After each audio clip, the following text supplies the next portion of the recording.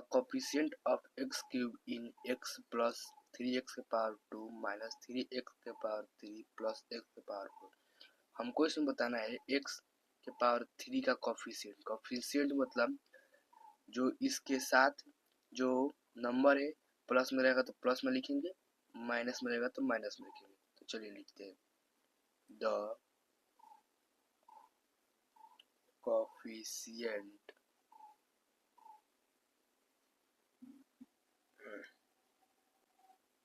of x के power 3 equal to -5। 2 number question में हमें x का कोएफिशिएंट बताना है।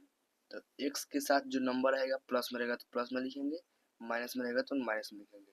तो लिखते हैं -2√2।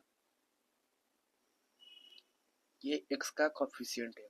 3rd नंबर क्वेश्चन में कोएफिशिएंट बताना है x स्क्वायर का है। तो इसमें x स्क्वायर तो है नहीं, तो इसका होगा 0। और 4th नंबर में हमें x का कोएफिशिएंट लिखना है। तो इसमें x का कोएफिशिएंट है -2/7।